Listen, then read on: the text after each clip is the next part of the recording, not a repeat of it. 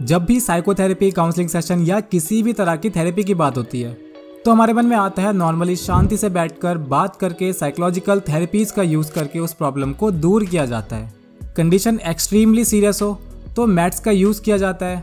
पर क्या आप जानते हैं कुछ ऐसी थेरेपीज का यूज़ भी इस फील्ड में किया जाता है जिन्हें मोरली सही मानना थोड़ा मुश्किल लगता है। समझना मुश्किल हो जाता है कि ये थेरेपी है या कोई टॉर्चर।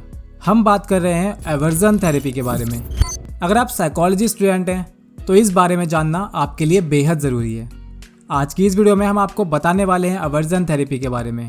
एवर्जन थेरेपी क्या है, इसकी हिस्ट्री, किन कंडीशंस में इसको यूज़ किया जाता है, कैसे यूज़ किया जाता है, इसके कुछ पॉजिटिव और कुछ नेगेटिव साइड्स भी हम शेयर करेंगे आपके साथ आज की इस वीडियो में। तो आइए बात करते हैं आज के इस टॉपिक की और शुरू करते हैं आज की ये वीडियो।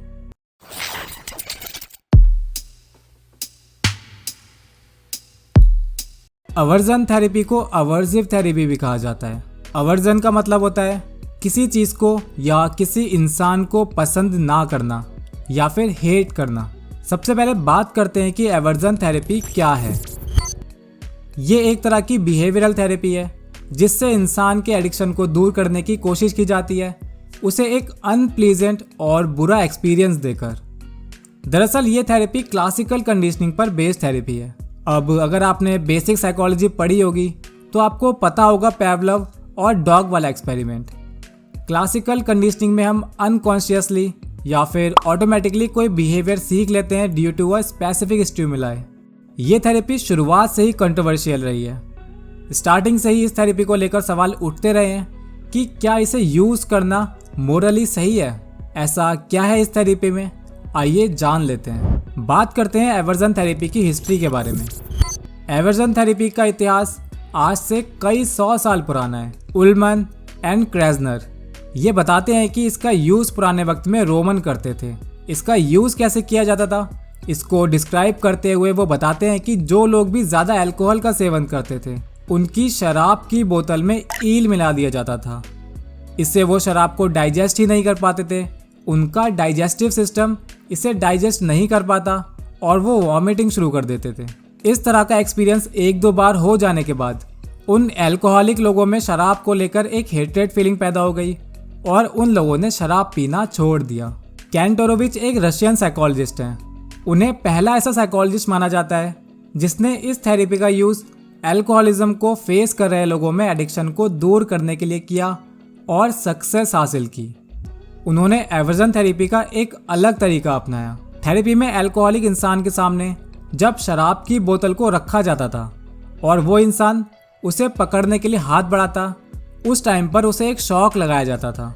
यहाँ तक कि शराब के बारे में सोचने या उसे स्मेल करने पर भी उसे इलेक्ट्रिक शॉक दिया जाता था। इस प्रोसेस को बार बार रिपीट करने पर पाया गया कि उस इंसान में शराब को लेकर जो अट्रैक्शन था वो एवर्जन यानी घृणा में चेंज हो गया और धीरे धीरे उसने शराब पीना छोड़ दिया। इसी तरह लोवास ने इलेक्ट्रिक शॉक का यूज़ करके एक ऑटिस्टिक बच्चे का ट्रीटमेंट करने में सफलता हासिल की। अब देखते हैं कि इस थेरेपी का यूज़ किन कंडीशंस में किया जाता है। इस थेरेपी को कई तरह के प्रॉब्लमैटिक बिहेवियर को दूर करने के लिए किया जाता है, जैसे एग्रेसिव बिहेवियर को दूर करने के लिए, वायलेंस की आदत को खत्म करने, चोरी की आदत, सर्टेन इनएप्रोप्रिएट सेक्सुअल बिहेवियर को दूर करने के लिए, eating disorder, smoking, alcoholism, gambling, drugs जैसी एंटी सोशल प्रॉब्लमैटिक बिहेवियर को दूर करने के लिए, एलिमिनेट करने के लिए इसका यूज़ किया जाता है। अब देखते हैं इससे जुड़ी कुछ कंट्रोवर्सीज के बारे में।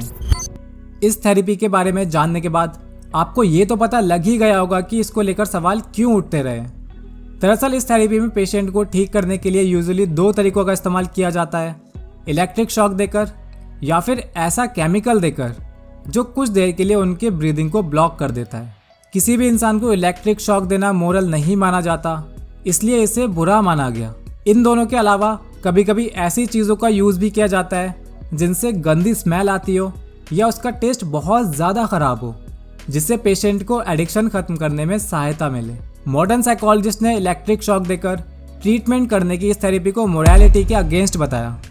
इस थेरेपी को लेकर कंट्रोवर्सीज तब बढ़ गई जब लोगों ने इसका यूज़ होमोसेक्सुअल लोगों को नॉर्मल बनाने के लिए करना शुरू किया।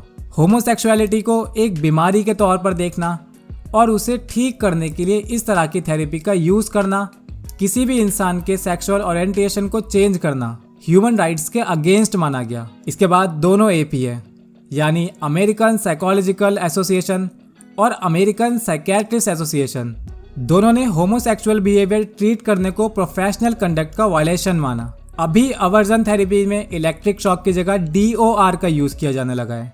DOR में पेशेंट जब भी अपनी बुरी आदत के अपोजिट कुछ काम करता है, कुछ क्रिएटिव या फिर कुछ अच्छा काम करता है, तो उसे रिवॉर्ड दिया जाता है।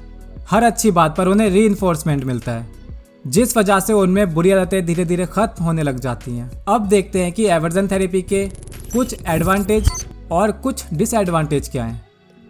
पहले बात करते हैं एडवांटेज की। अल्कोहलिज्म के पेशेंट का एडिक्शन दूर करने में ये थेरेपी काफ़ी इफेक्टिव काम करती है। बेकर और ब्रैंडन ने बताया कि एवर्जन थेरेपी का काफ़ी तेज़ी से असर होता है, जिस वजह से पेशेंट अपना बुरा बिहेवियर जल्दी से जल्दी छोड़ना चाहता है। लेकिन इसके काफ़ी सारे डिसएडवांटेज भी हैं, जैसे एवर्जन थेरेपी तेज़ी से काम तो करती है, लेकिन इसका इफेक्ट स्टेबल नहीं होता। कुछ ही टाइम के बाद पेशेंट अपनी पुरानी आदतों के पास वापस जाने लगता है। यूज़ किए जाने वाले तरीके मोरली सही नहीं है। सोसाइटी में उन तरीकों को पूरी तरह से एक्सेप्ट नहीं किया जा सकता। काफ़ी सारे साइड इफ़ेक्ट भी देखने को मिलते हैं, जैसे पेशेंट में जनरलाइज फियर और एग्रेसिवनेस काफ़ी ज़्यादा बढ़ जाता है। आपको क्या लगता है, एवर्जन थेरेपी का यूज़ करना सही है या नहीं? कमेंट सेक्शन में ज़रूर बताएं। हमें उम्मीद है आपको कुछ नया सीखने को ज़रूर मिला होगा। वीडियो पसंद आई तो इसको प्लीज़ लाइक ज़रूर करें और शेयर कीजिए अपने दोस्तों के साथ। हम मिलेंगे आपसे एक नई वीडियो में। Thanks for watching.